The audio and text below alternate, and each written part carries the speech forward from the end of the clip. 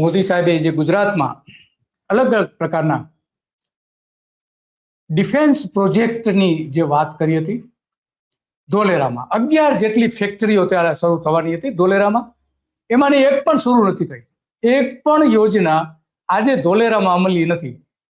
તો લશ્કરના નામે શું આ બનાવટ ચાલી રહી છે? સવાલ એ આવીને ઉભો રહે છે. કારણ કે આ બધી જાહેરાતો નરેન્દ્ર મોદીની પ્રેરણાથી જ બધી થઈ હતી. આપણા મુખ્યપ્રધાને વારંવાર જાહેરાત કરી છે કે મોદી સાહેબની પ્રેરણાથી આ બધું અમે કરીએ છીએ, એવું વારંવાર કહ્યું છે. તે મોદીએ પણ એમાં મોદીનો પણ ઘણો બધો રોલ રહ્યો છે. એમના સમયમાં પણ આ બધી જાહેરાતો કરવામાં આવી હતી. આમાંની કેટલીક જાહેરાતો, બધી તો નહીં. આ વાત આજે એટલા માટે આપણે કરવી પડે છે. એક તો ચાઇનાનો મોટો વિવાદ ઉભો થયો છે કે ચાઇનાને ભારતમાં અલગ અલગ ફેક્ટરીઓ ઊભી કરવા માટેની મંજૂરી આપવામાં આવી છે. એમાં એક ધોલેરામાં પણ ચાઇનાની ફેક્ટરી માટેની સરકારે જમીન આપવાથી લઈને બધી ખાતરી આપી હતી. તો એની પણ આપણે ચર્ચા કરવી છે. અને બીજો મુદ્દો એ છે કે નરેન્દ્ર મોદી સાહેબ, આપણા માનનીય વડાપ્રધાન, કે અહીંયા આવ્યા હતા રાજકોટમાં, અને એમણે કહ્યું હતું કે આ જે અહીંયા જે કંઈ થાય છે એ મોટા પ્રમાણમાં આપણે રાજકોટમાં રોકાણ થાય છે. રાજકોટમાં કેવું 2.5 लाख से अधिक, यही राजकोट में ही 2.5 लाख से अधिक एमएसएमईज हैं. यहाँ अलग अलग इंडस्ट्रियल क्लस्टर्स में स्क्रू ड्राइवर से लेकर auto parts, machine tools, luxury car के लाइनर्स, एरोप्लेन, फाइटर प्लेन और रॉकेट तक के पार्ट्स ये हमारे राजकोट में बनते हैं. फाइटर प्लेन और रॉकेट तक के पार्ट्स ये हमारे राजकोट में बनते हैं. તો આ રાજકોટની વાત કરી હતી કે રાજકોટમાં બને છે, જાણે મોદી સાહેબના કહેવાથી, મોદી સાહેબના આયોજનના કારણે બની રહ્યું એવું એમનું. જો તમારા કારણે થતું હોય તો ધોલેરામાં કેમ 11 ફેક્ટરીઓ કેમ ના? સવાલ એ આવીને આજે ઉભો રહે છે. અને એટલા માટે આજે આપણે વાત કરવી છે કે ધોલેરામાં સરકારે જાહેરાત કરી હતી કે ડિફેન્સ સેક્ટરનું બેસ્ટ ડેસ્ટિનેશન બનાવવામાં આવશે, એટલે કે રોકાણ માટેનું સારામાં સારું સ્થળ બનાવવામાં આવશે. એવું વાઇબ્રન્ટ સમિટમાં પણ જાહેરાત કરવામાં આવી હતી. અખબારોના કટિંગ આપણે જોઈ શકીએ છીએ. ફ્રાન્સની એરબસ ધોલેરામાં હેલિકોપ્ટર બનાવવાની હતી, આજે કઈ ઠેકાણા નથી. આ ધોલેરામાં 10ની ત્રીજી ટેસ્ટિંગ ફાયરિંગ, દેશની ત્રીજી ટેસ્ટિંગ ફાયરિંગ રેન્જ પણ ત્યાં બનાવવાની હતી કે જ્યાંથી કરીને લશ્કરના લોકો ત્યાં એ પ્રેક્ટિસ કરી શકે. એ પ્રકારનું આયોજન હતું. અમદાવાદના નજીક ધોલેરાના ડિફેન્સ પ્રોડક્ટ હબ તરીકે વિકસાવવા સરકારની કવાયત હાથ ધરી હતી. અને સેમિનારો અહીંયા થયા હતા ગુજરાતમાં લશ્કરને લગતા. રાજનાથસિંહ ત્યારે અહીંયા અમદાવાદ આવ્યા હતા. અને આપણે જોઈ શકીએ છીએ 2022માં તો આ બધી જ બાબતો એટલા માટે આપણે કરવી પડે છે કે વારંવાર નરેન્દ્ર મોદી અને એમની સરકારો નરેન્દ્ર મોદીને જે જશ આપતા રહ્યા છે એ આપણે એટલા માટે આજે ચર્ચા કરવી પડે છે. અને ચર્ચા કરવાના ઘણા બધા મુદ્દાઓ આપણી પાસે છે.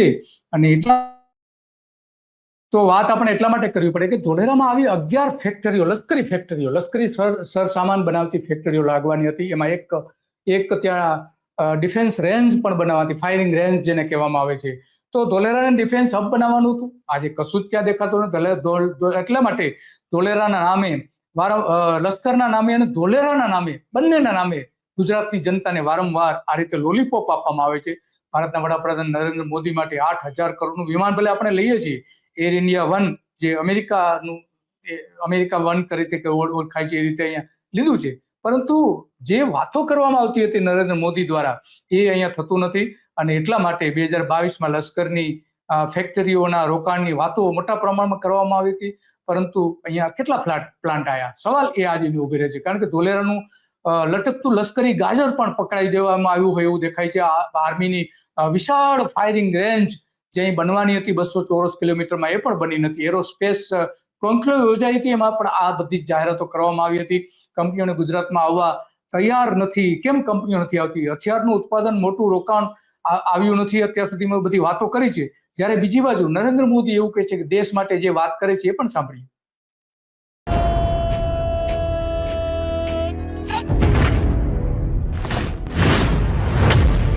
मातृभूमि की सेवा का ये अवसर बड़े આ ગઈકાલે ડિફેન્સ ડે હતો ત્યારે નરેન્દ્ર મોદી માટેની આ એક વિડીયો ફિલ્મ બનાવવામાં આવી હતી, એ આપણે જોઈ રહ્યા છીએ. भाग्य से मिलता है।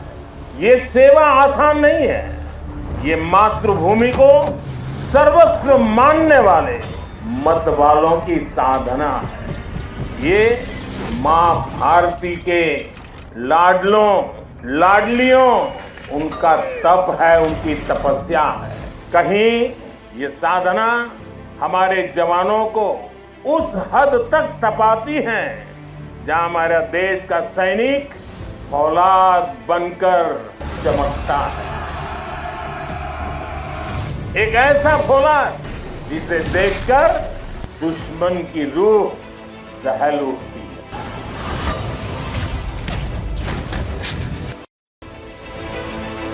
आपका ये अथाह शौर्य, पराक्रम की पराकाष्ठा, देश जब आपको देखता है तो उसे सुरक्षा और शांति की गारंटी दिखाई देती। સુરક્ષા અને શાંતિની ગેરંટીની વાત કરે છે આપણા મોદી સાહેબ, પરંતુ વાસ્તવમાં અહીંયા જે થવું જોઈએ એ નથી થયું. કેમ નથી થયું એ મોટો એક સવાલ છે, અને એટલા માટે આપણી સમક્ષ આ બધી જ બાબતો આજે લાવવી જરૂરી છે કે આપણા મોદી સાહેબે જે વચનો આપ્યા હતા એ વચનો આમાં ક્યાંય પરિપૂર્ણ થતા હોય એવું લાગતું નથી. અને એટલા માટે આપણે આ બધી જ બાબતો આ જોઈ શકીએ છીએ કે કઈ રીતે ગુજરાતને હબ બનાવવાનું હતું, એની મોટી મોટી જાહેરાતો કરી હતી. તમામ અખબારોમાં સમાચારો છપાઈ ગયા હતા, તમામ અખબારોમાં આ અંગેની નોંધ લેવામાં આવી હતી, અને નરેન્દ્ર મોદીએ પોતે પણ આ બધી જ બાબતો અંગે વિગતો પણ આપી હતી અલગ અલગ તબક્કે. જોઈએ આપણે શું કરી રહ્યા છે મોદી સાહેબ. હાથમાં બંદૂક ઉઠાવી રહ્યા છે અને આ કવાયત પણ કરી રહ્યા છે, પોતે ગન ચલાવી રહ્યા છે. તો આ હથિયારોમાં મૂડીરોકાણ કેમ ગુજરાતમાં ન આવ્યું? ફાયરિંગ રેન્જની પ્રાથમિક મંજૂરી આપી દીધી, 5 કિલોમીટર પહોળી અને 20 કિલોમીટર લાંબી આ ફાયરિંગ રેન્જ. આમ તો પેલા કચ્છમાં બનાવવાની હતી, પછી ધોલેરા લાવવામાં આવી, ત્યાં પણ નથી. કલ્યાણી ગ્રુપની ફાયરિંગ રેન્જ પણ એને પણ બનાવવાની છૂટ આપી હતી ખાનગી ધોરણે. એરપોર્ટનો રનવે એરક્રાફ્ટ ટેસ્ટિંગ માટે એવિએશન પાર્ક ધોલેરામાં પણ ન બન્યો. એવિએશન પાર્ક બનાવવાનું એ પણ ન બધું.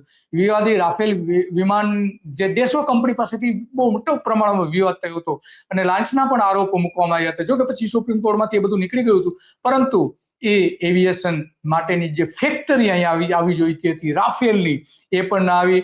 રાફેલ અને બોફોર્સમાં એક સરખા આરોપો મૂકવામાં આવ્યા હતા. મોદી સરકાર સામે એ સમયે ભ્રષ્ટાચારના આરોપો પણ મૂકવામાં આવ્યા હતા. અનિલ અંબાણીની કંપનીને એનાથી મોટો ફાયદો આપવામાં આવ્યો હતો. અનિલ અંબાણીની કંપની સૌરાષ્ટ્રમાં એક ડિફેન્સ ફેક્ટરી નાખવાની હતી, એ પણ કંઈ થયું નથી. 2018માં બોઈંગ કંપની ધોલેરામાં આવવાની હતી, ન આવી.